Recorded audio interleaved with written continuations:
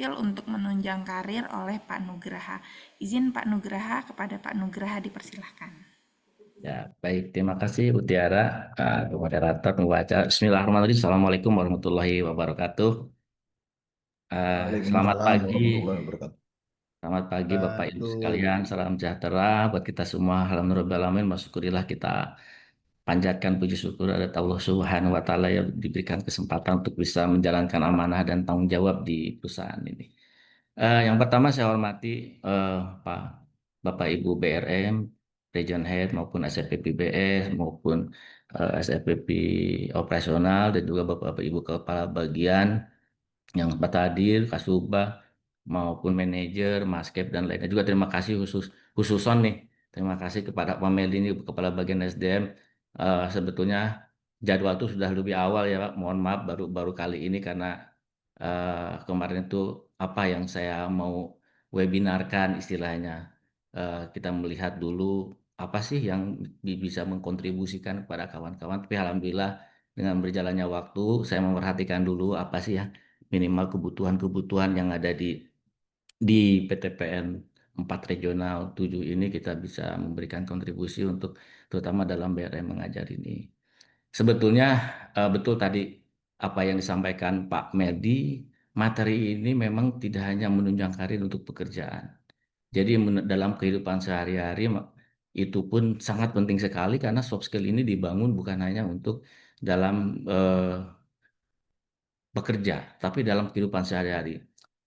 Ini materi ini memang cukup besar sekali, sehingga saya mengambil sebuah judul itu agar Bapak Ibu menjadi audien di hari ini tuh tertarik untuk ke depannya, untuk bisa melihat lagi sebetulnya soft skill itu apa. Ternyata kalau kita melihat lagi, mau dibantu Pak Rio di share.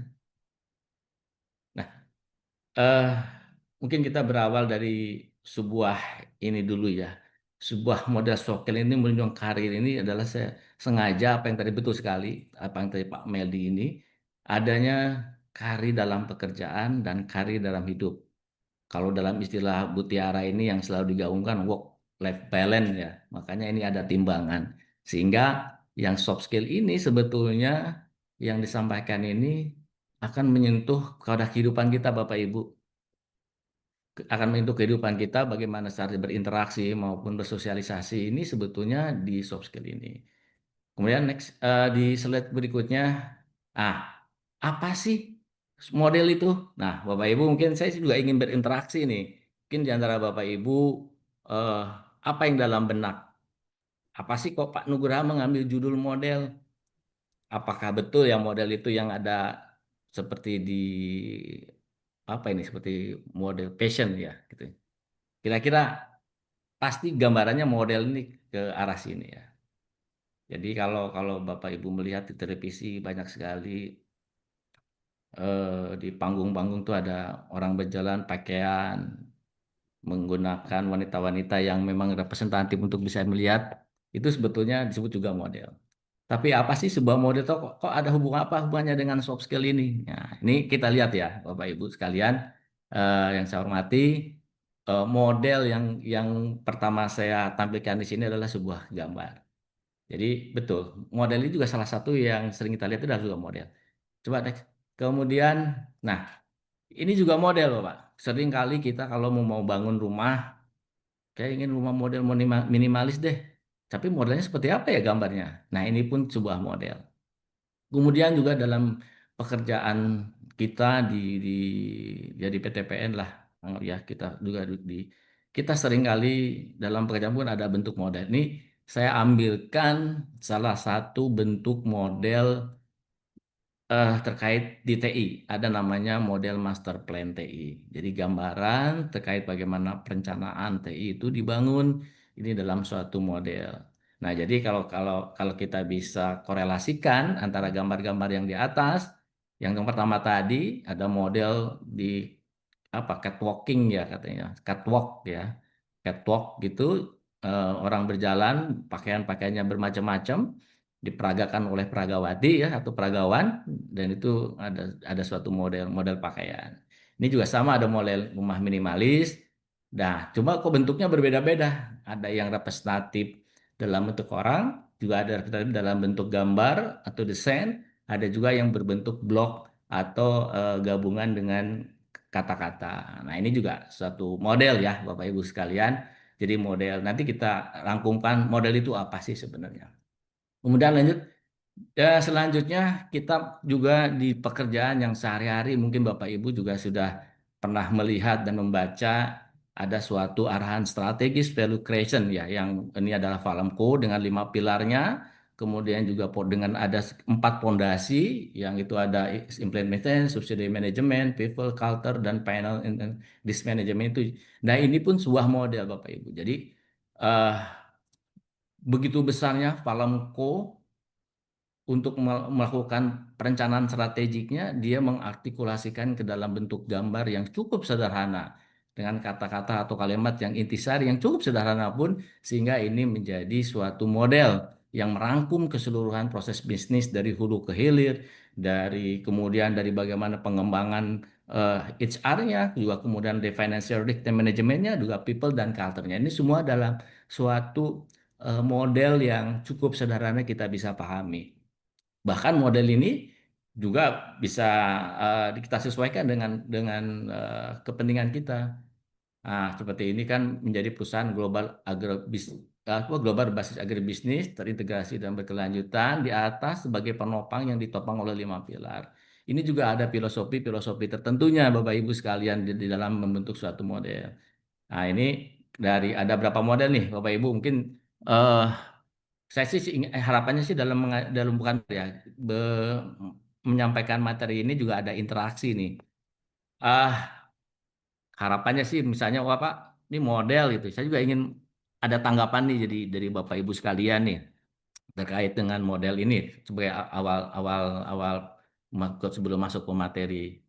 Jadi mungkin ada yang bisa lebih eh, bisa bukan menjelaskan ya, artinya memberikan tanggapan kira-kira model ini ada hal lain nggak kira Bapak dari Bapak Ibu yang peserta hari ini yang mengikuti webinar ini terkait dengan model sokil.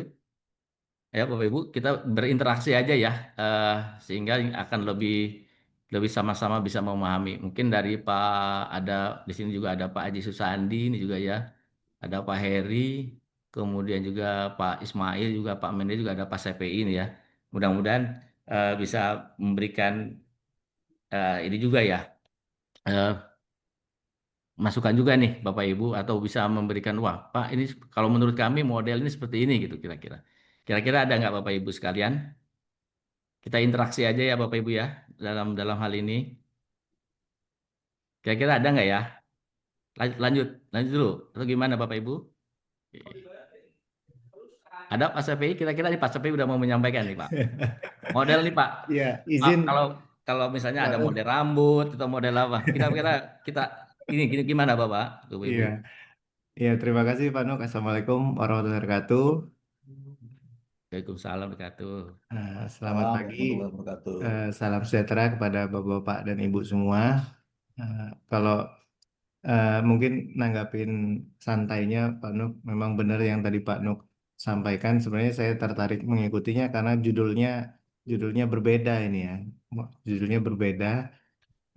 Model soft skill. Jadi justru saya ingin banyak menunggu apa nih yang ditampilkan di sini gitu ya. Kalau model yang saya tahu dan yang paling saya gemari adalah model ikan ya, Pak Heri ya. Kalau kita di Palembang model tekwan. Iya, Itulah betul betul. yang kita gemari. Jadi kami menunggu nih Pak Nuk apa Baik, lebih lanjut apa siap. soft skill seperti apa nih yang bisa membantu menunjang karir kita semua. Mungkin itu Iya. Pak Nuk. Terima Ya, kasih. baik, terima kasih Pak Sekber, Pak SPI, betul ya. Model ini memang kalau kita berbicara model itu, kalau tadi perhatikan itu kan model ada model satu, model dua, tiga. Sehingga nanti ke depannya saya ingin memberikan pemahaman bahwa soft eh, model model soft skill ini adalah gambaran yang akan kami sampaikan.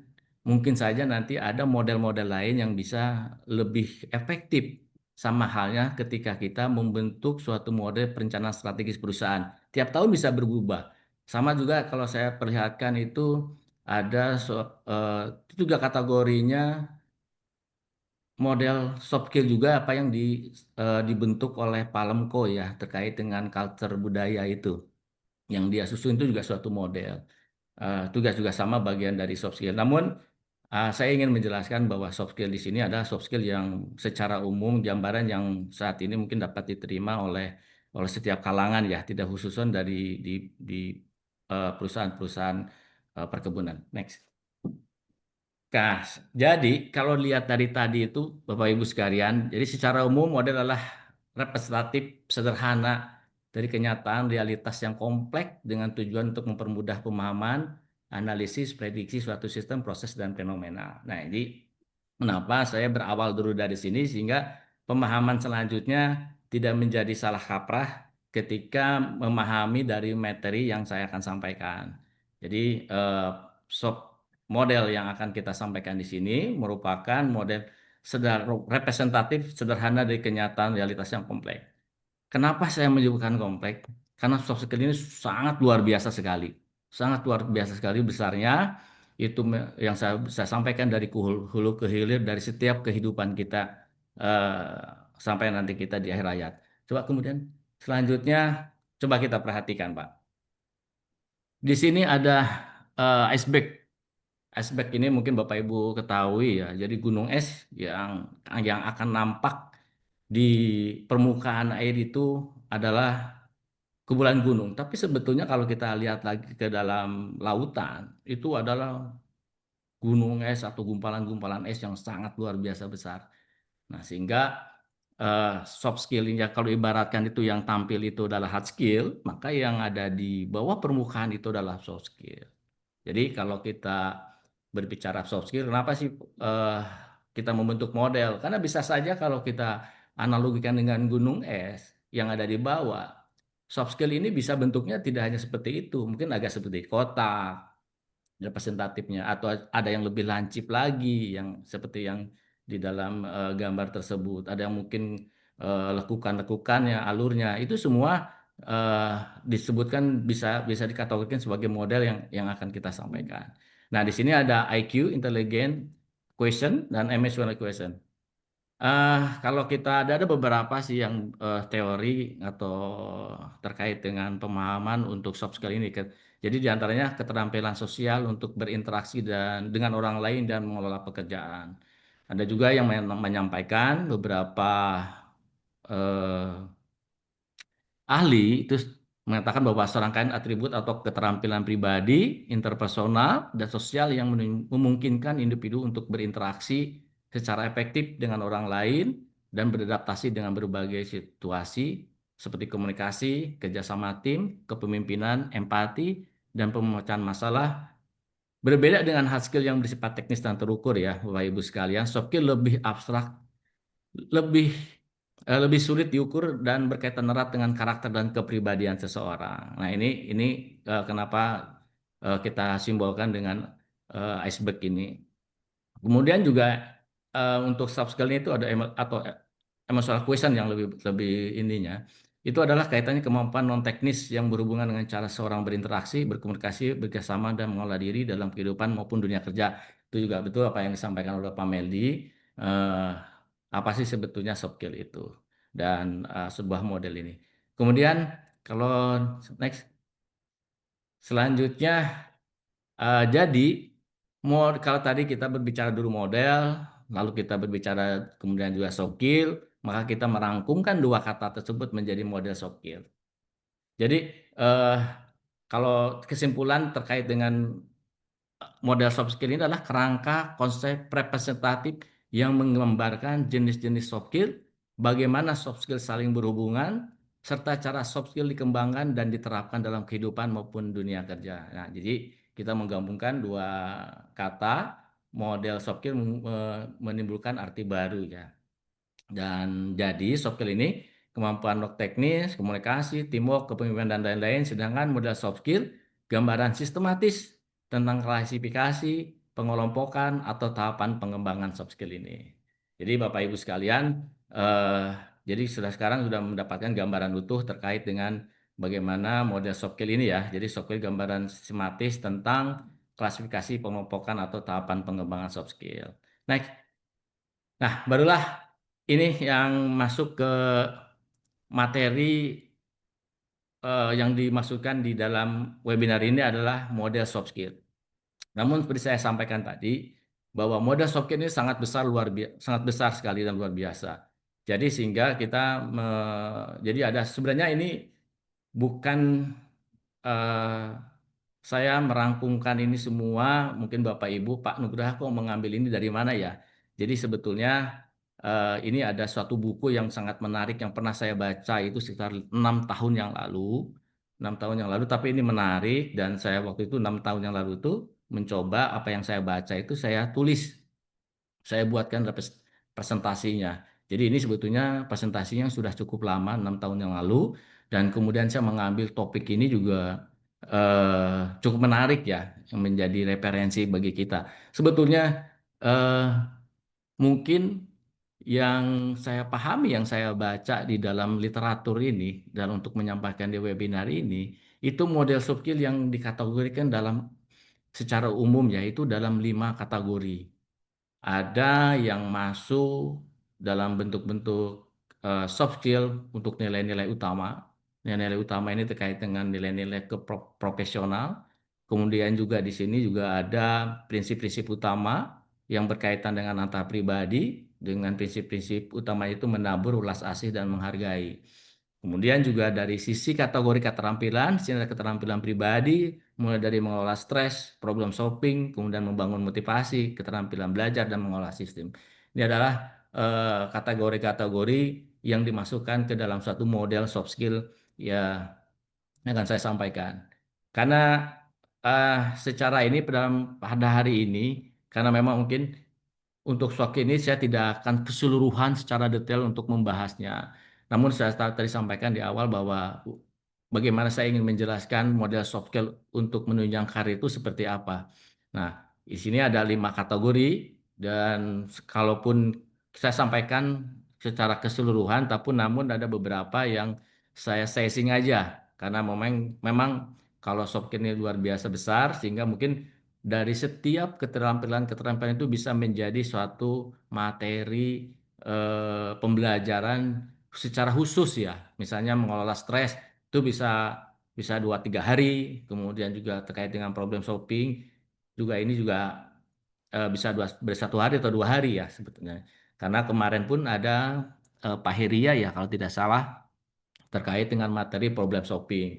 Kemudian juga terkait dengan kepemimpinan itu kemarin juga Pak Andre dari manajer TASA waktu itu juga menyampaikan kepemimpinan.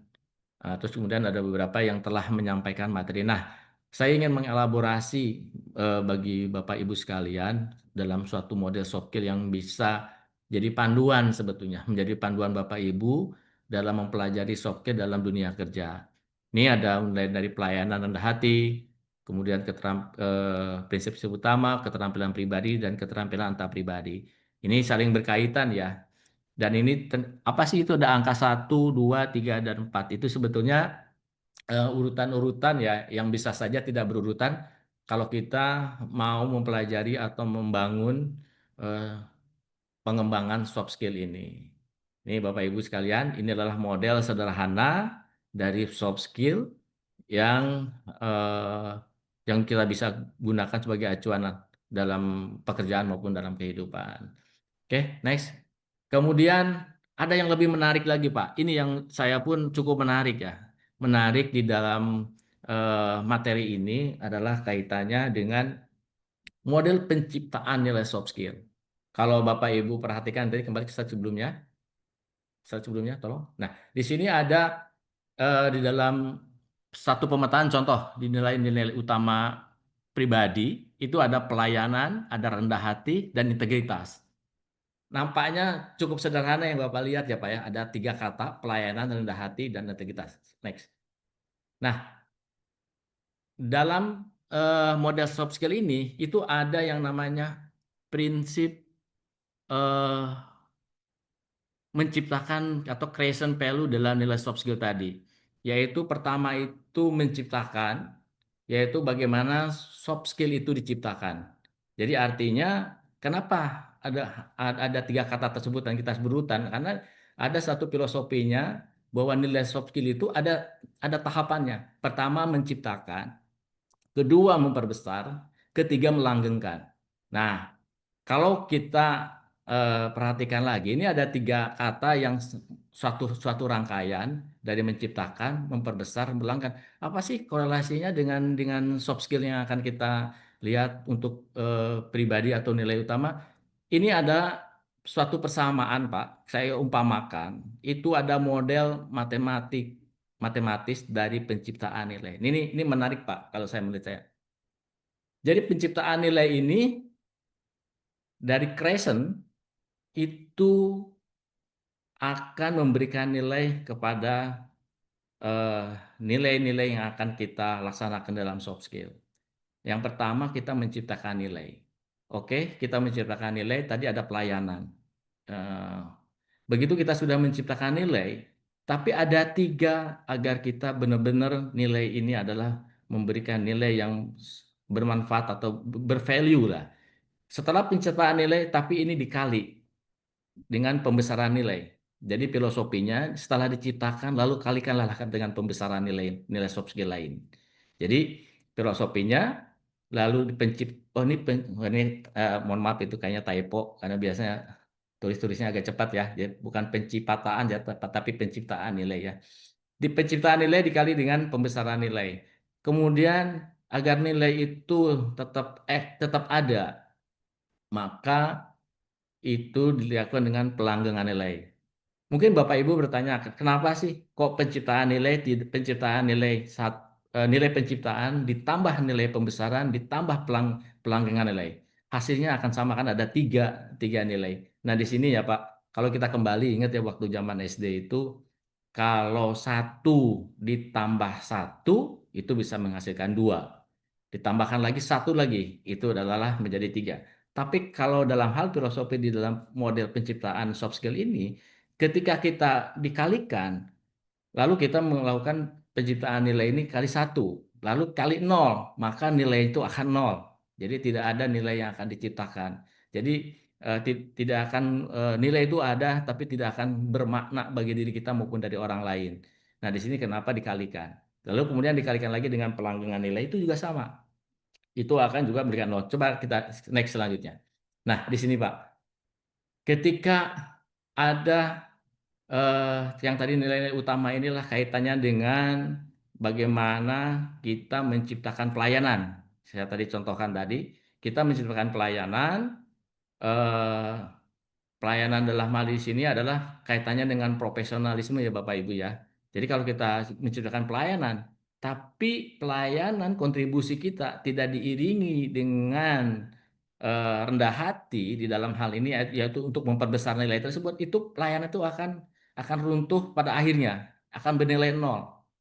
Kemudian kalau kita sudah menciptakan pelayanan, kita memberikan hal kerja yang terbaik, atau dalam pekerjaannya kita juga akan memberikan hasil karya yang terbaik, tapi tidak diikuti dengan melanggengan dengan integritas.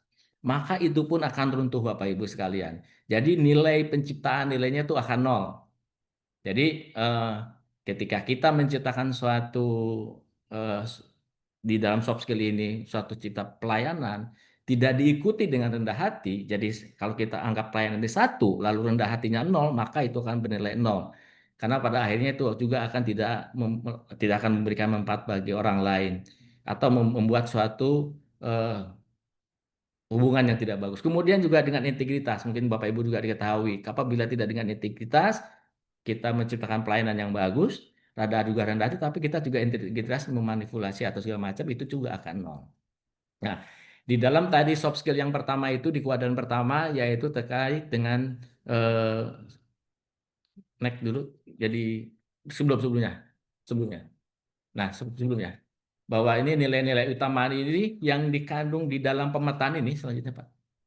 Di dalam terus di dalam nilai-nilai utama ini yang diharapkan adalah nilai-nilai utama sikap profesionalisme. Kalau kemarin saya lihat ya eh, waktu Pak Dirut, Pak Jatmiko menyampaikan, ada beberapa hal yang saya ingat waktu itu ya. Pertama, satu menciptakan karya yang baik, kemudian diikuti dengan SOP yang baik, kemudian kejujuran dan integritas. Jadi sebetulnya apa yang disampaikan oleh Pak Dirut itu adalah secara filosofinya sudah ada di dalam model soft skill di di pemetaan yang pertama, yaitu sikap-sikap utama. Jadi yang Pak Jatmiko sampaikan itu tidak lain adalah soft skill yang disampaikan di kotak pertama ini, yaitu sikap profesionalisme, menciptakan pelayanan, rendah hati, dan integritas. Jadi kalau kemarin Pak Dirut juga menyampaikan, juran tidak ada integritas, maka itu akan menyelesaikan penciptaannya nol. Kemudian juga kalau kita petakan lagi ya Bapak Ibu sekalian dengan adanya One Culture, One PTPN, One Culture pun sama. Kita ada namanya owner mindset. Kalau kita memahami proses bisnis dan pertimbangkan cost benefit itu juga salah satu yang diciptakan dalam core nilai, nilai-nilai kita itu memberikan pelayanan hasil apa yang kita akan sampaikan. Jadi dalam nilai-nilai utama ini yang dibangun, yang diharapkan dari soft skill ini adalah terkait dengan sikap profesional, sikap karyawan yang profesional berarti memberikan upaya yang terbaik bagi pelanggan, bertanggung jawab atas tindakannya dan keputusannya, serta meningkatkan kompetensinya agar kontribusi semakin meningkat. Nah ini Bapak Ibu sekalian, soft skill pertama yang diharapkan di dalam model soft skill ini, yaitu dengan sikap-sikap profesionalismenya. Kemudian eh tadi kita lanjutkan karena memang akan lebih detail lagi untuk terkait dengan kontribusi pelayanan, rendah hati dan integritas ini menjadi model soft skill di eh, peta pertama ya. Next. Kemudian, nah seperti yang tadi saya sampaikan, ini ada 3 penciptaan nilai ya. Penciptaan nilai, memperbesaran nilai, dan itu adalah melanggengkan nilai. Tapi sebetulnya apa sih sebetulnya yang dimaksud dengan pelayanan? Pelayanan di sini adalah prinsip pelayanan dan kemakmuran, misi pribadi dan pengetahuan keahlian. Jadi Bapak Ibu sekalian, prinsip pelayanan yang ada di dalam soft skill ini, yang pertama ada pelayanan kemakmuran. Ini adalah terkait dengan eh, kita memberikan kontribusi ya, memberikan manfaat bagi orang lain.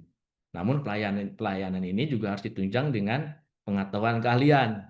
Jadi kalau kita punya keahlian, kita punya kemampuan, kita punya keterampilan di dalam perusahaan ini, itu adalah bentuk pelayanan kita terhadap perusahaan. Kalau kita ibaratkan, kalau di dalam SOP seringkali kita ada apa sih nilai pekerjaan kita bagi orang lain. Nah, di situ sebetulnya yang kita ciptakan di creation nilainya.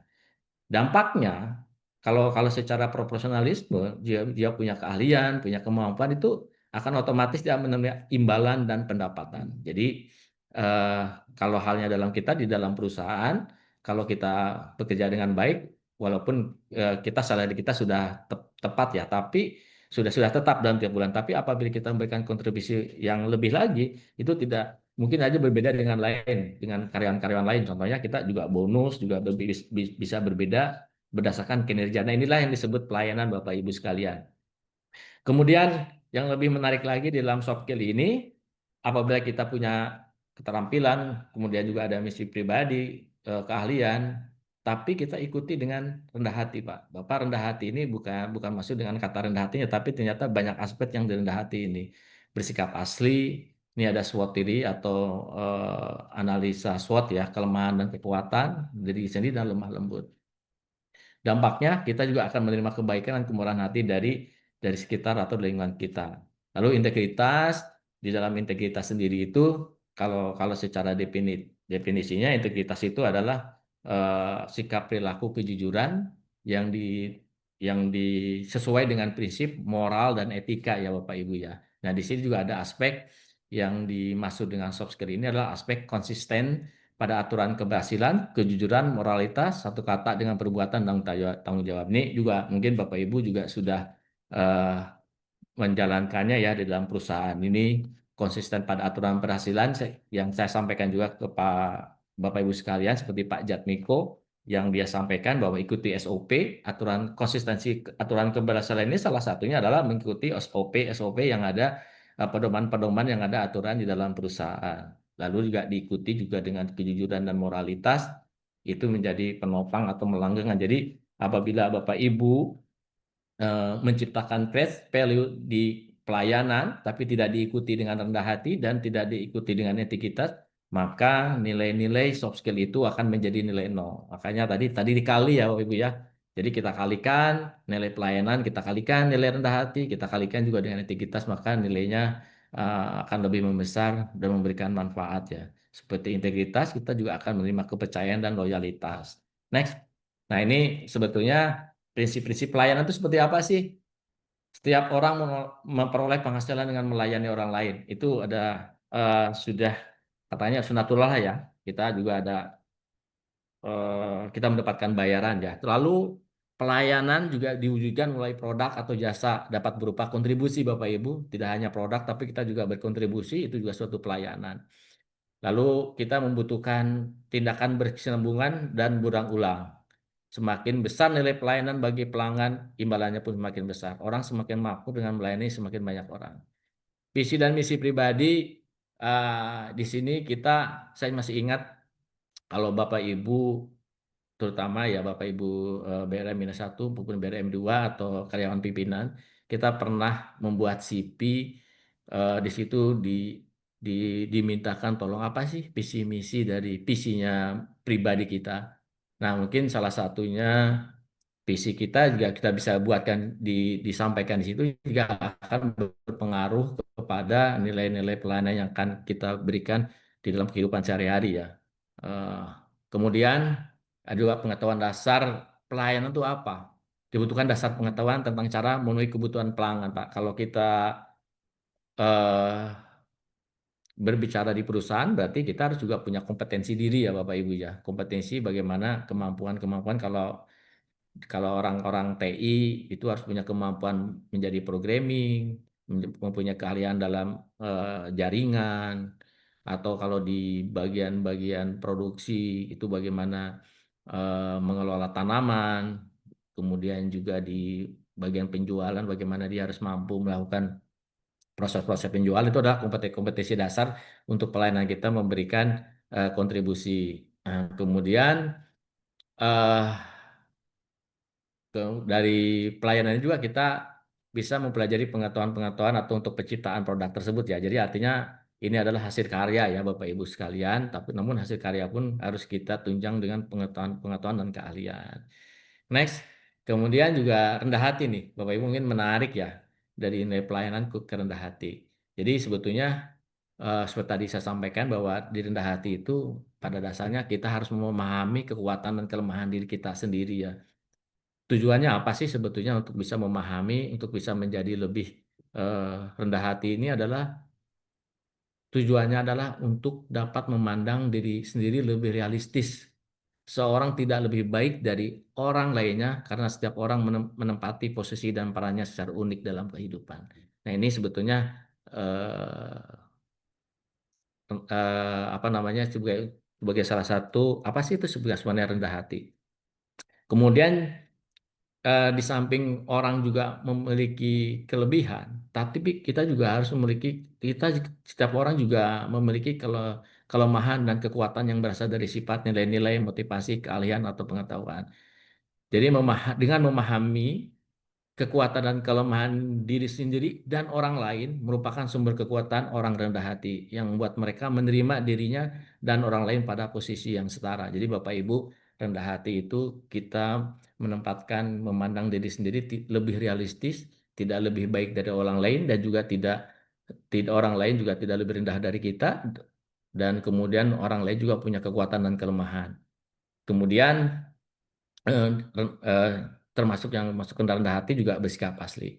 Kadangkala bersikap asli ini juga kita dengan salah satu contohnya memberikan senyuman yang paling tulus sebagai bentuk penghargaan kepada orang lain. Kadang kita bersikap asli ini ada orang yang kalau ada orang menyampaikan kita dalam kehidupan banyak menggunakan topeng satu, topeng dua, topeng tiga. Tetapi bersikap asli adalah kita bertindak apa adanya, apabila kita senyum memang kita senyum kita tulus, kepada seorang tetap saling menghargai. Itu adalah bersikap asli, jangan sampai kita berperilaku juga tidak menunjukkan eh, lebih banyak ke manipulatifnya ya kalau kalau untuk bersikap asli ini. Kemudian lemah lembut nih Pak, ini menarik juga ya Pak. Dengan rendah hati dengan kita ada 3 kategori dalam rendah hati ini, memahami kekuatan dan kelemahan, lalu bersikap asli dan lemah lembut. Lemah lembut tidak harus berbentuk ucapan ya Bapak Ibu ya. Banyak orang yang bersuara keras, berhati lembut, sebaliknya ada orang berkata-kata lembut namun hatinya keras terhadap orang lain. Nah ini juga lemah lembut juga kita mengartikan bukan kalau kalau kata orang-orang belum. Kalau dari beberapa suku ada yang ngomongnya keras, ada juga beberapa suku ada yang ngomongnya ini lembut banget ya orang itu. Belum tentu juga ya di yang dalam dalam soft skill ini yang dinyatakan lemah lembut ini adalah orang yang eh, tidak harus ucapan yang lembut, tetapi dia mempunyai ulas asih yang tadi tadi ya. Salah satunya juga bisa menghargai semua orang. Ini untuk kerendahan hati. Kemudian next ya. Nah, untuk penciptaan nilai dari value profesional ini juga terkait dengan integritas. Mungkin integritas tidak perlu saya jelaskan secara detail Bapak Ibu ya. Jadi yang tadi ada dari beberapa kategori, konsisten pada aturan keberhasilan, moralitas dan etika, satu kata dengan perbuatan dan bertanggung jawab. Nah, kemarin juga saya masih ingat apa yang disampaikan Pak Dirut kita, Pak Jatmiko, eh, ketika kita melakukan pekerjaan sesuai dengan SOP, kemudian menyampaikan apa adanya, bersikap jujur, lalu bertanggung jawab terhadap apa yang dilakukannya.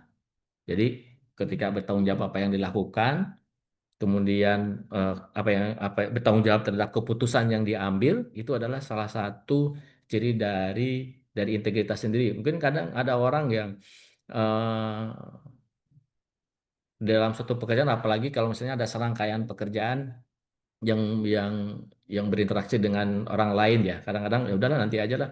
Nanti juga ada orang lain yang akan menyelesaikan. Nah itu dianggap tidak integritas ya kalau dalam dalam teorinya di dalam model soft skill ini. Jadi bertanggung jawab lalu terhadap keputusan dan apa yang dilakukannya. Next. Nah ini kalau kalau kita di dalam soft skill ini, yang soft skill tadi penciptaan nilai itu adalah pelayanan, kemudian dikalikan dengan rendah hati, kemudian dikalikan dengan integritas ini ada satu survei ya Bapak Ibu ya, opini para profesional tentang nilai-nilai yang mendukung loyalitas dan kepercayaan yaitu untuk soft skill ini. Ternyata dari 304 responden, eh, lebih dari 40% bahwa kejujuran itu akan membuat loyal dan percaya. Lalu ada dari 304 ini sekitar berapa nih 22% lah, di atas 20% dari keseluruhan itu menjawab bahwa berkontribusi terhadap orang itu ada bertanggung jawab. Lalu adalah integritas, kemudian ada keramahan, kerjasama, loyalitas, keterbukaan, keadilan, dan antusias dan kualitas. Jadi ini Bapak Ibu ada survei yang dilakukan oleh penulis bukunya ya, karena saya ambilkan dari buku. Jadi ada beberapa yang bahwa nilai-nilai yang membuat kita loyal dan percaya itu secara statistik bahwa itu adalah kejujuran menepati yang pertama. Kemudian yang bertanggung jawab, integritas, walaupun hampir sama ya, kejujuran dan integritas itu adalah hal yang tidak bisa lepas ya. Kemudian keramahan, kerjasama, keterbukaan, keadilan, dan antusias dan kualitas. Itu salah satu survei. Ini Bapak Ibu, ini ada peta yang pertama ya. Eh, next. Nah ini yang tadi sampaikan eh, dari kotak yang kedua ya sebenarnya. Tapi saya tidak menjelaskan lebih ini, tapi ada beberapa yang kita skip ya.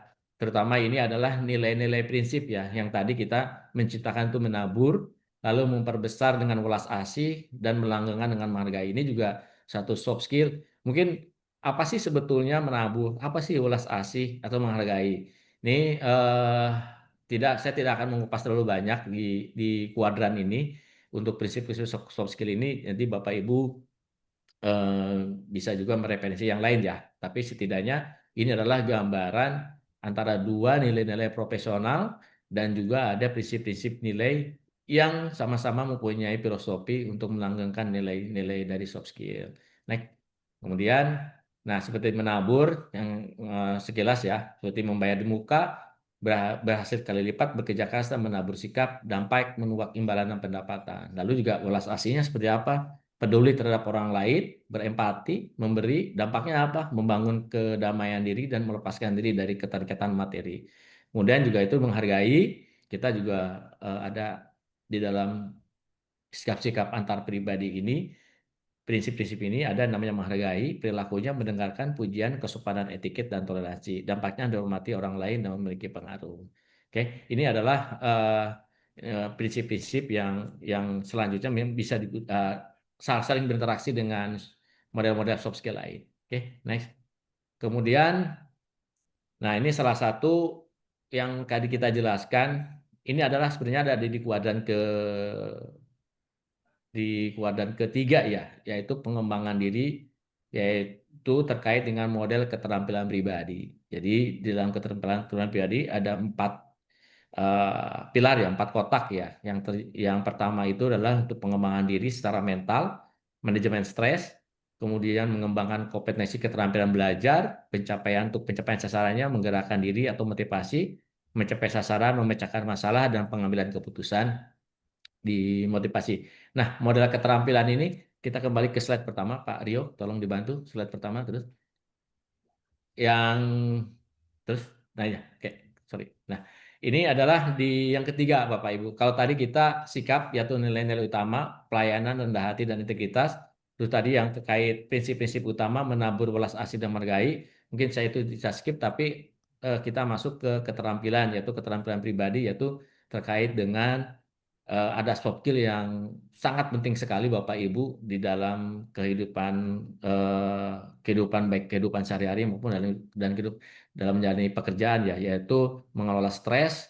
Yang kedua itu adalah problem solving, membangun motivasi, keterampilan, dan keempat itu adalah keterampilan belajar. Oke, Mbak, tolong ke yang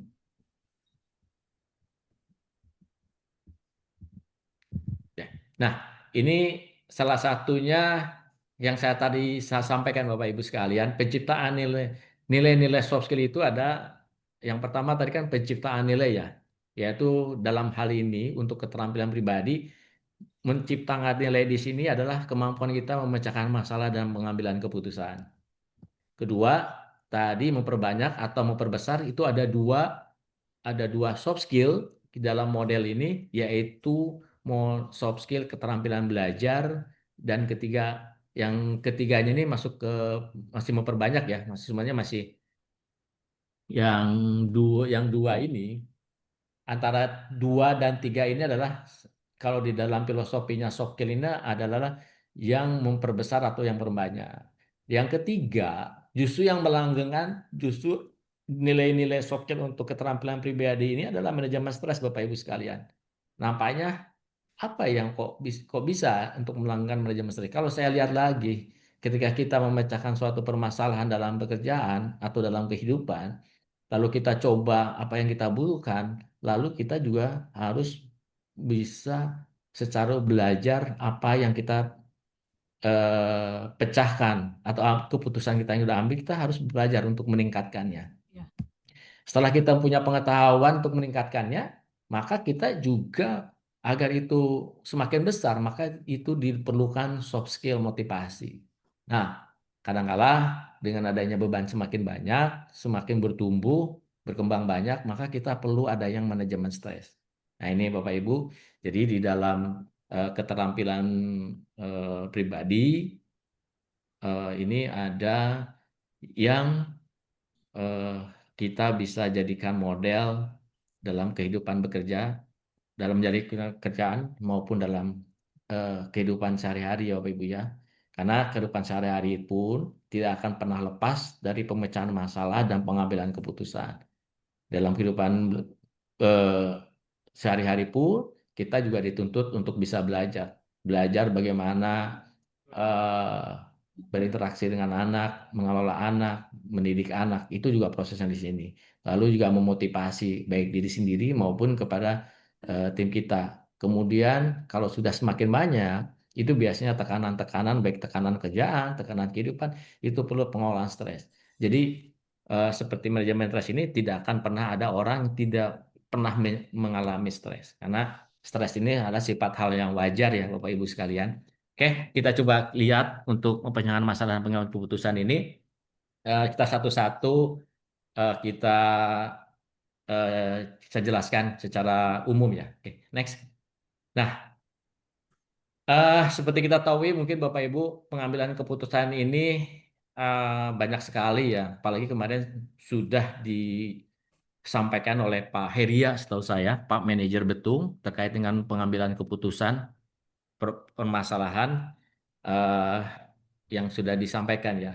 Namun seringkali kita kalau dalam dunia kerja kalau mencari permasalahan itu ini secara analitik ya, mulai dari analisa tren, bar chart, pie chart, kemudian mencari akar masalah menggunakan Pareto, diagram sebab akibat atau diagram tulang ikan ya, ada histogram, scatter diagram. Lalu juga dalam mencari solusi permasalahan, brainstorming, mind mapping, pohon keputusan, evaluasi alternatif, kemudian evaluasi berdasarkan kekurangan dan kelebihan, evaluasi berdasarkan. Namun di sini Pak, seringkali kita selalu menekankan ke dalam analitik dalam pembelajaran soft skill pengambilan keputusan. Namun sebetulnya ada beberapa gaya pengambilan keputusan yang di ujungnya itu walaupun kita menggunakan metode-metode analitik, tapi kalau kita kecenderungannya ada gaya politis, ada gaya partisipatif, gaya intuisi, gaya analitik. Nah, ini ada 4 gaya inilah yang kategorikan bahwa untuk mengambil keputusan. Seperti gaya politik itu sebetulnya pengambilan keputusan berdasarkan kepentingan transaksional. Ketika kita dihadapkan, mungkin sudah seringkali mengabaikan eh, gaya analitik. Analitik itu adalah terkait dengan secara ilmiah ya. Kalau saya lihat tadi kan pengambilan keputusan mulai dari analisis tren, bar chart, Pareto itu adalah terkait dengan analitik ya. Dilakukan suatu penelaahan yang sifatnya lebih ilmiah. Tapi kalau gaya politik ini dia akan melihat keputusan ini berdasarkan transaksional kepentingan. Nah, kemudian juga ada namanya gaya partisipatif. Kita dalam melakukan gaya partisipatif ini sebagai demokratis ya, berbalik dengan pengambilan partisipatif ini banyak melibatkan orang lain untuk mengambil keputusan. Biasanya bisa mengambil secara puting atau mengumpulkan kawan-kawan. Kalau dalam pekerjaan itu mungkin seorang kepala bagian untuk memutuskan sesuatu dia akan melibatkan 2 atau 3 kasubagnya atau bahkan kasubag seluruhnya memberikan keputusan secara partisipasi. Nah, yang ketiga juga itu adalah gaya intuisi. Gaya intuisi ini lebih kecenderungan orang mengambil keputusan berdasarkan pengalaman. Itu Bapak Ibu ya. Jadi eh, kalau ada 4 gaya ini, apakah ini apakah analitik ini paling penting? Tidak juga Bapak Ibu ya. Ternyata dalam kenyataannya tidak sepenuhnya orang ngambil keputusan itu menggunakan satu gaya. Contoh Pak, Bapak Ibu sekalian, kalau kita perhatikan seorang dokter, gitu ada ada analisa lab, sudah komplit, sudah apa, mulai dari lab 1, hasil cek lab, kemudian cek darah, kemudian ya ada juga tes USG, ada tes segala macam. Kadang-kadang karena dia udah pengalaman, dia lebih kecenderungan mengambil dengan gaya intuisi. Pengalaman dia, oke langsung operasi aja. Seringkali begitu dia mengambil keputusan intuisi, kita sebagai pasien beralihlah ke dokter lain. Ternyata tidak perlu dioperasi. Itu kadang berbeda antara gaya pengambilan keputusan karena tidak sepenuhnya orang mengambil keputusan itu berdasarkan satu gaya saja politik. Secara gaya politik pun itu juga akan mempertimbangkan kecenderungan lain ya. Nah, ini juga ada beberapa dasar keputusan ya terkait dengan analisis, intuitif, dan partisipasi. Lalu ketuk tombol Next. pilih semua riwayat tontonan. Kemudian hapus dan pilih lagi tombol hapus. Untuk aplikasi Facebook, ketik log aktivitas di pencarian. Kemudian geser menu ini dan pilih video yang ditonton. Selanjutnya, hapus riwayat. Cara cepat hapus riwayat tontonan di TikTok, Facebook, dan YouTube. Kali saja Ini, belajar halo, intip sama orang lain. Bu Tiara, Aja. ada suara masuk ya Bu ya? Izin Pak. Bu Betty di mute aja tuh. Ya, sudah saya mute Pak.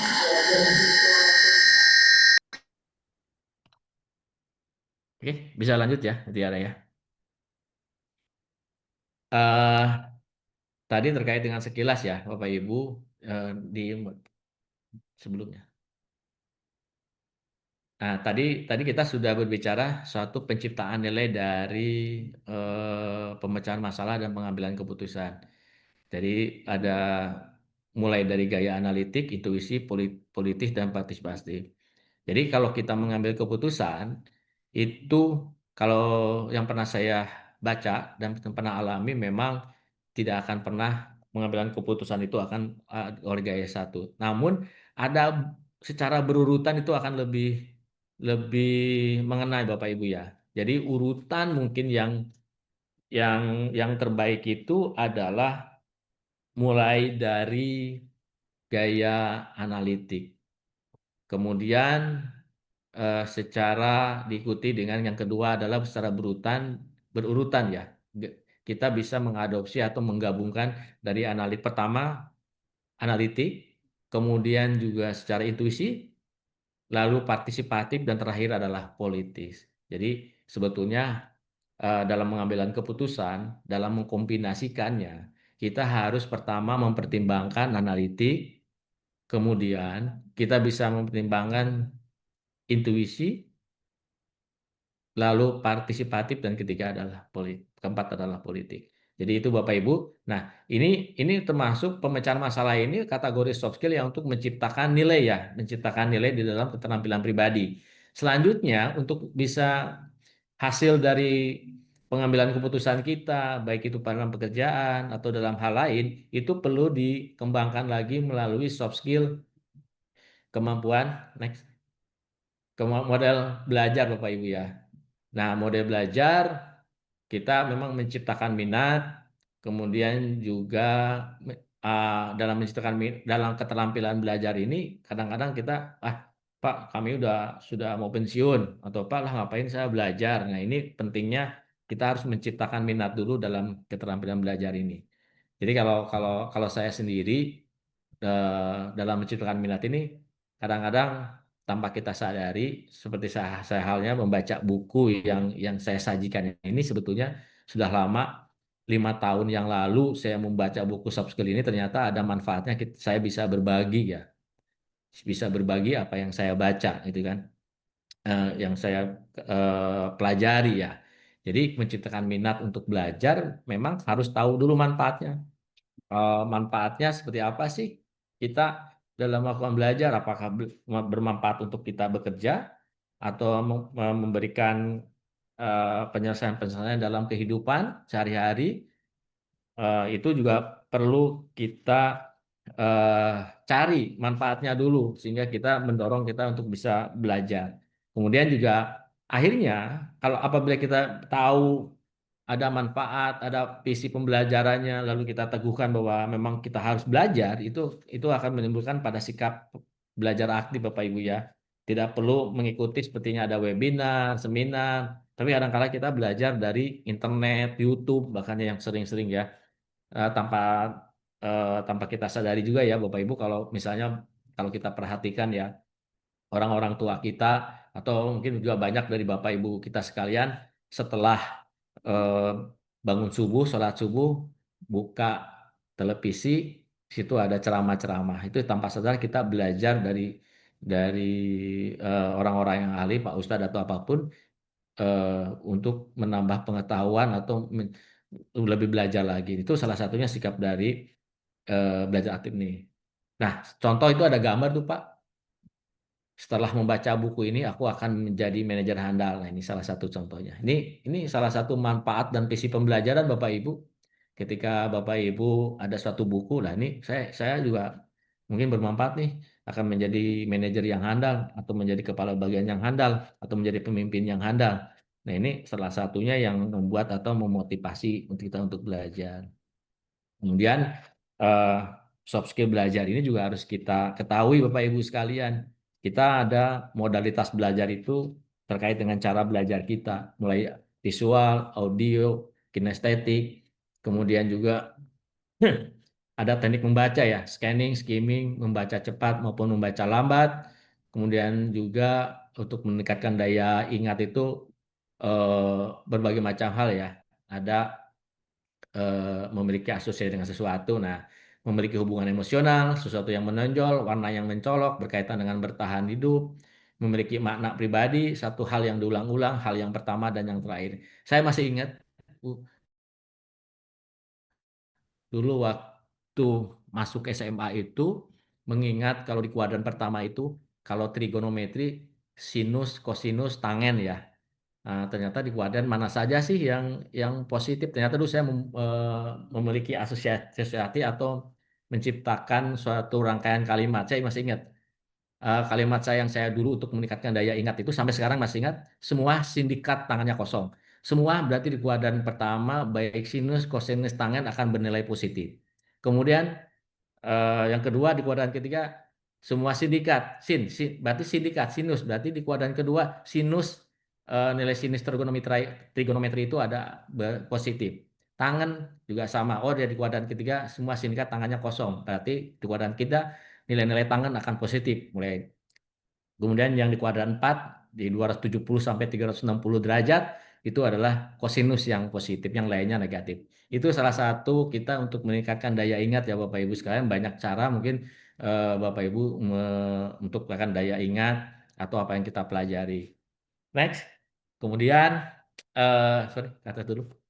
Nah, salah satu metode pembelajaran ini akhirnya akan satu mengembangkan kompetensi baru Bapak Ibu ya. Jadi pengetahuan, keterampilan, apa yang kita pelajari, apa yang kita baca, itu akan memberikan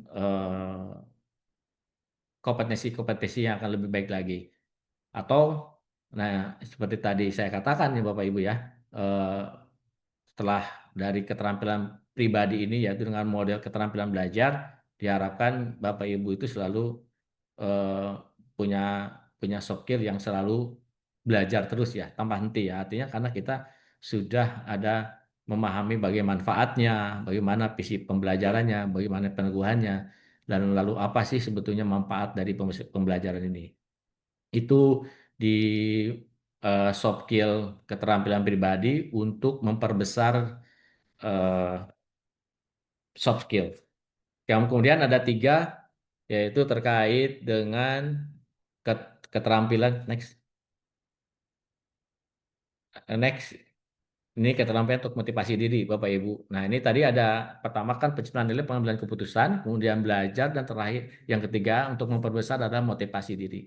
Mungkin ada beberapa yang kita motivasi diri ini sangat sulit ya, sangat kadang-kadang kita namanya secara manusiawi bahwa itu kadang-kadang dalam bekerja maupun dalam kehidupan mengalami turun naik ya, turun naik sehingga perlu memotivasi. Jadi kalau misalnya motivasi itu sendiri, coba sebelumnya. Nah, kalau kita berbicara motivasi, sebetulnya ada sumber-sumber motivasi itu ada 2 dalam diri, yaitu nilai-nilai, prinsip, spiritualitas, dan kebanggaan.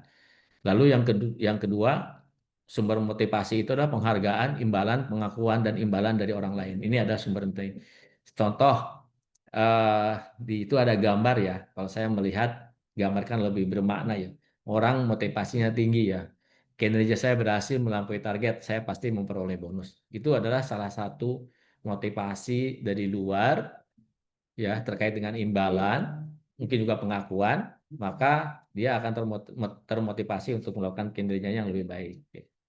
Oke, selanjutnya. Nah, tadi motivasi ini juga ada banyak ya. Teknik motivasi ini adalah intrinsik terkait reward sendiri, penghargaan diri sendiri, lalu ada flow hanyut, apabila kita sudah dalam suatu pekerjaan, hanyut dalam pekerjaan tersebut, biasanya kita akan punya endurance ya, punya kemampuan, punya daya untuk bisa menyelesaikan dalam pekerjaan-pekerjaan maupun kehidupan. Kemudian juga motif dan tujuan itu sendiri sehingga kita termotivasi, lalu membangun kepercayaan diri. Itu juga ada neuro language programming, juga salah satunya untuk memotivasi diri. Dan kemudian juga ada implementasinya, salah satunya untuk menggapai peluang dan tujuan, menghadapi kegiatan yang tidak menyenangkan, kemudian juga dengan mengatasi masalah dan tantangan itu dengan teknik-teknik motivasi yang ada di atas ya, di kotak pertama, dengan berpikir positif, energi dan penampilan. Ini adalah teknik-teknik motivasi yang bisa kita pelajari secara detail nantinya ya, Bapak Ibu sekalian. Kemudian next. Nah, ini ada salah satu video biar tidak bosan ya saya menyampaikan. Ini ada satu video terkait dengan kepercayaan diri dan empati yang terlihat di atas ya. Silakan. Suaranya deh.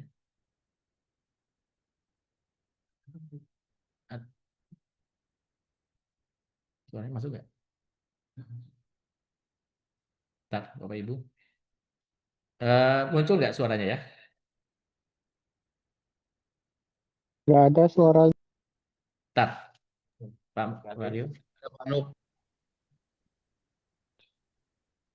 Ya,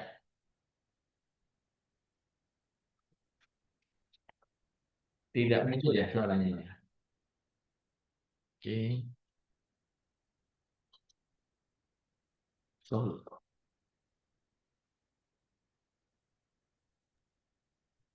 baik, Bapak Ibu, bentar ya.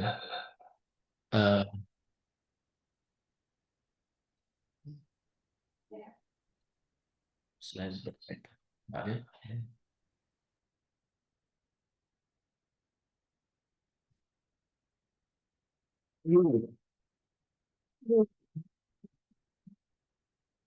Share screen. Ulangi lagi. Enggak suara. Waduh, mohon maaf ini Bapak Ibu, tapi sebetulnya menarik ya. Ini ada suatu filosofi yang terkait dengan payung.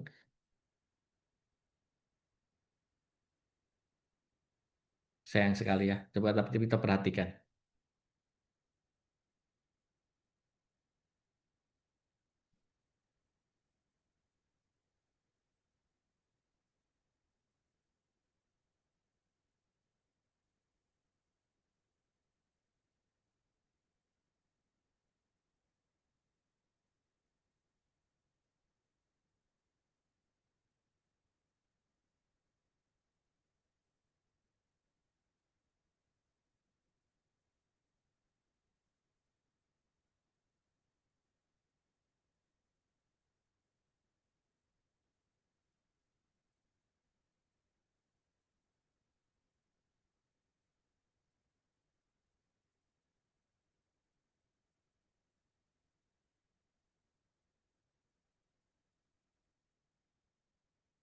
Oke,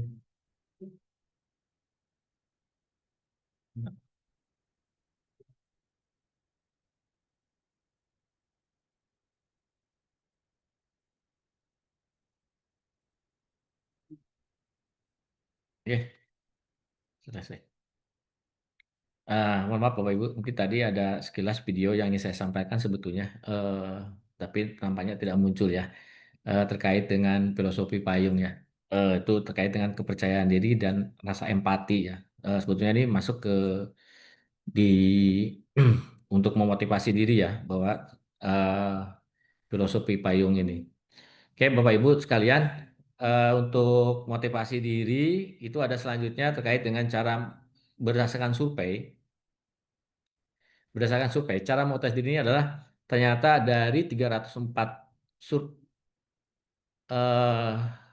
opini yang disurvei, bahwa untuk memotivasi diri itu berpikir positif tentang diri sendiri, pekerjaan dan orang lain itu lebih dari 100% Bapak Ibu. Jadi keberhasilan terkait dengan memotivasi diri dengan caranya itu adalah dengan berpikir positif. Jadi kalau tadi di kuadran pertama itu banyak teknik-tekniknya, tapi hampir 100% para responden yang disurvei ini menyampaikan bahwa berpikir positif tentang diri sendiri, pekerjaan dan orang lain itu adalah cara untuk memotivasi diri.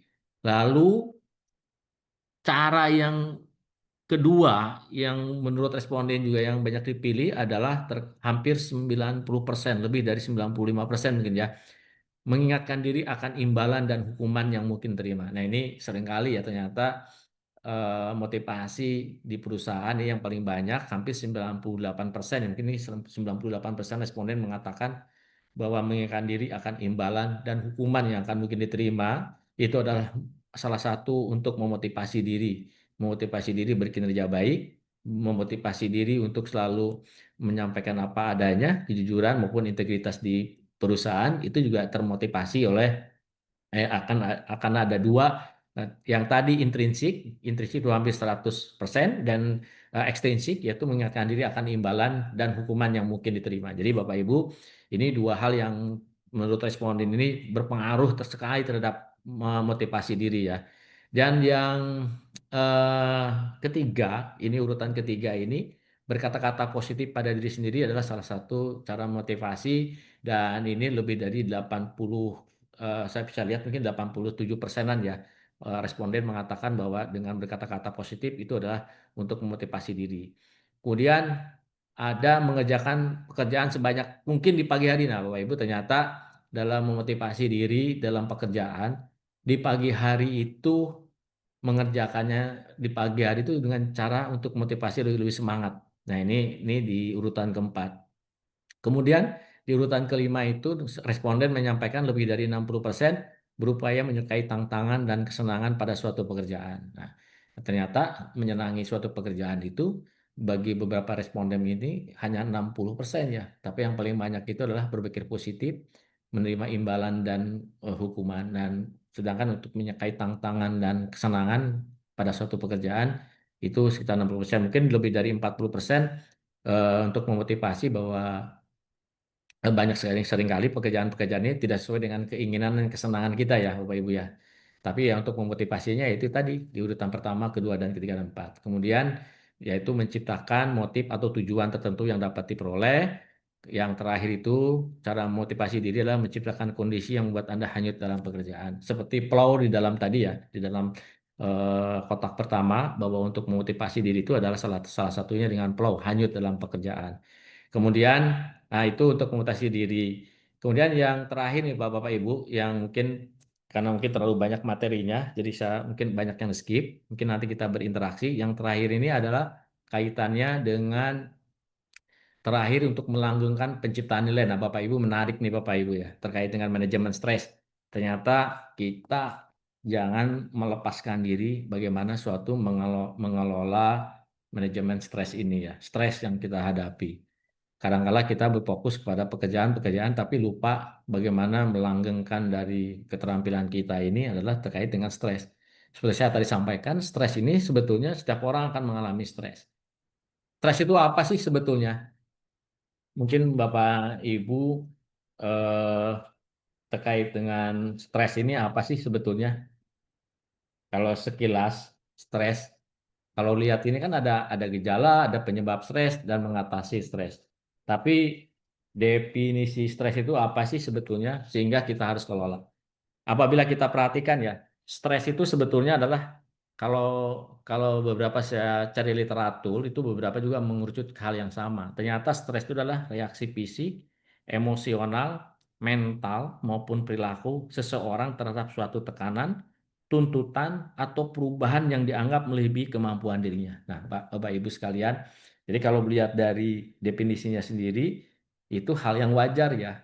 Hal yang wajar kita mengalami stres sehingga soft skill, keterampilan kita, pengetahuan kita terkait manajemen stres ini adalah suatu kewajiban ya, suatu keharusan ketika kita menjalani pekerjaan maupun menjalani suatu kehidupan di kehidupan kita sehari-hari ya. Ternyata stres ini adalah reaksi fisik, emosional, mental maupun perilaku. Stres juga ini bisa muncul merasa tidak seimbang antara tuntutan yang dihadapi dengan kemampuan atau sumber daya yang dimiliki untuk mengatasi tuntutan tersebut. Jadi sebenarnya stres ini adanya gap ya. Kita menganggap bahwa merasa kita tidak mampu terhadap tuntutan tersebut sehingga menimbulkan stres. Nah, ini perlu kita kan ini manajemen. Oh, manajemen itu berarti dikelola dong istilahnya stres ini. Ya, coba kita kenali bahwa kalau kita sulit akan melakukan pengelolaan stres apabila kita tidak tahu gejala stres apa sih yang muncul. Ini saya sampaikan bahwa di dalam soft skill manajemen stres ini adalah gejala-gejala stres yang muncul. Pertama bisa jadi gangguan jantung kita, hipertensi, kardiovaskuler, itu bisa kecenderungan itu adalah gejalanya stres. Karena tadi karena ada suatu reaksi fisik. Reaksi fisik ini berarti tidak lain dalam tubuh kita ada hormon-hormon tertentu ya. Kalau saya bahas ini ternyata ada hormon yang mengganggu akibat kita merasa beban kita merasa tidak bisa teratasi, lalu berpengaruh kepada jantung ya. Terus juga ada berpengaruh kepada sakit perut nih Pak. Bapak Ibu kalau sering sakit perut, mah tiba-tiba sering ini dari pikiran. Oh iya betul, ternyata sering kali kita menyampaikan, wah ini kayaknya banyak pikiran nih, jadi mah. Nah ternyata banyak dari beberapa literatur atau orang yang melakukan riset ternyata mah sakit perut pun itu salah satu gejala stres. Lalu sakit kepala bisa jadi itu juga bukan sejadi. Jadi salah satu gejala-gejala yang kita bisa identifikasi bahwa kita sedang mengalami stres. Lalu sulit sulit tidur, ada yang orang insomnia, susah tidur, atau tidurnya berlebihan, itu pun bisa mengalami gejala stres. Ah, kemudian itu baik dari secara fisik. Lalu ada gejala stres yang teridentifikasi secara emosional psikis, yaitu bisa cepat marah, frustasi, perubahan suasana hati. Ada orang mengatakan, oh kok orang itu moodnya turun naik ya. Jadi suasana kadang kalau hatinya lagi ini dia moodnya bagus berinteraksi, ketika moodnya kurang bagus dia juga berinteraksinya kurang bagus, itu terkait perubahan suasana hati. Kemudian ada juga kecemasan dan kegelisahan, itu pun menjadi salah satu gejala stres. Kemudian rasa bingung dan tidak berguna lalu menarik diri, nah ini juga menarik diri salah satu dari gejala stres ya Bapak Ibu. Menarik diri dari kehidupan sosial, menarik diri dari orang-orang untuk menyendiri, itu juga salah satu adalah gejala stres. Kemudian gejala-gejala yang sifatnya kognitif, pikiran, kesulitan fokus nih Bapak Ibu. Kemudian kalau kita kesulitan fokus, sulit berkonsentrasi, nah berarti kita harus tahu bahwa ini apakah ada stres yang sedang kita hadapi. Kemudian juga ada gejala perilaku, perubahan pola makan, makan terlalu banyak atau terlalu sedikit. Ini bukan diet ya. Kalau diet memang dilakukan adalah untuk yang direncanakan. Tapi tiba-tiba kita makannya banyak, gitu ya. Itu ternyata itu adalah perilaku kita sedang menghadapi stres.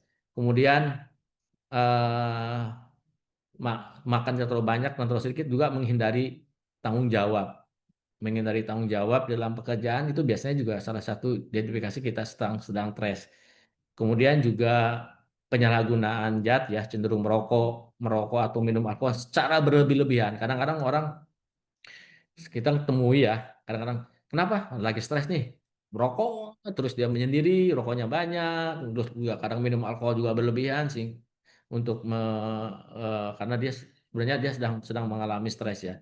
Kemudian perilaku beresiko, terlibat dalam aktivitas beresiko seperti berjudi. Nah ini Bapak Ibu, kalau kita sudah terlibat perilaku beresiko, salah satunya ternyata seperti berjudi. Nah, kemudian apa sih sebenarnya dari gejala, berarti ada penyebabnya. Itu penyebab stres itu bisa terkait dengan pekerjaan, target kemenangan dan kompetensi, kepribadian agresif, bisa jadi itu adalah penyebab stres. Hubungan dalam lingkungan kerja dan orang lain itu juga penyebab stres.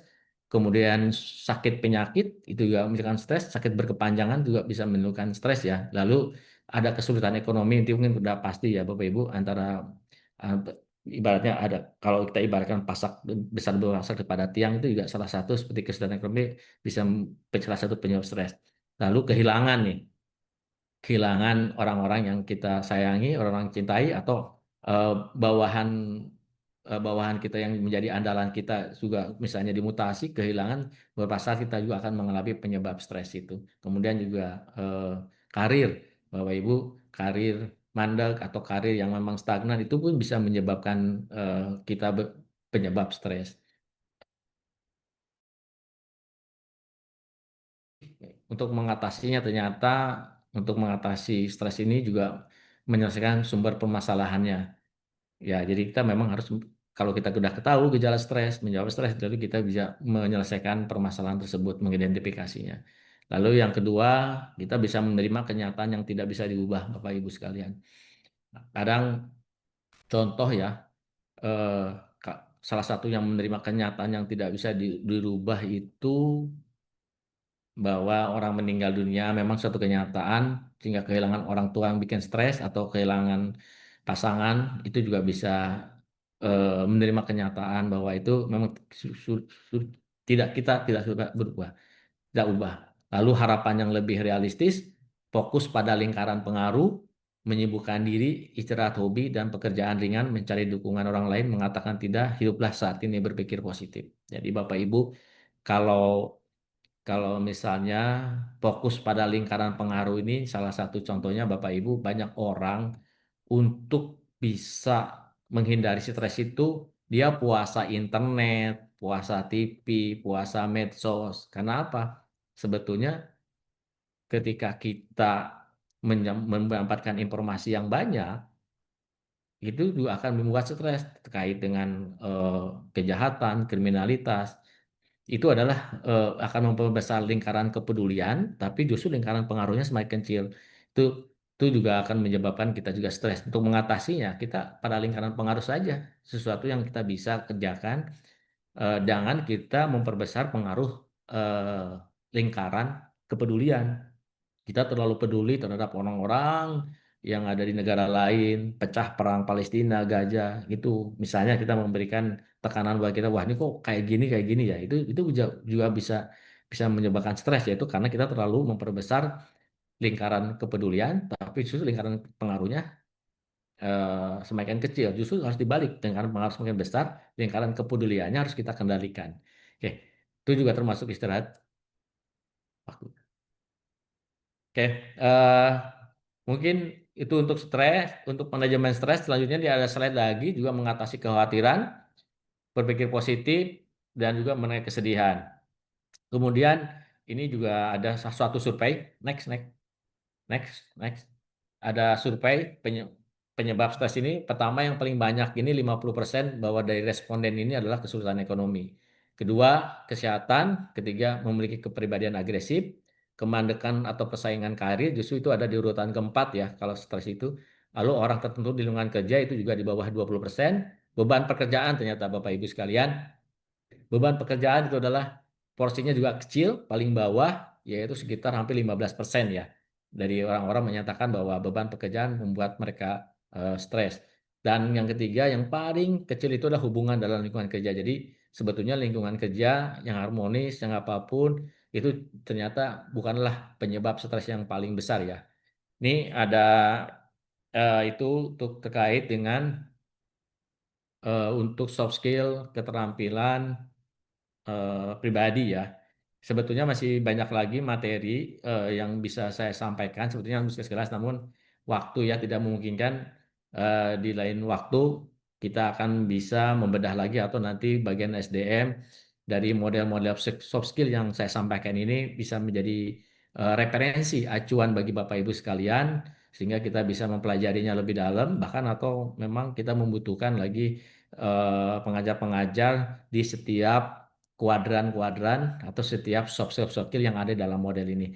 Mungkin Bapak Ibu mohon maaf apa yang saya sampaikan terlalu banyak mungkin ya, karena memang saya ingin menjelaskan secara meluas terkait dengan model soft skill ini.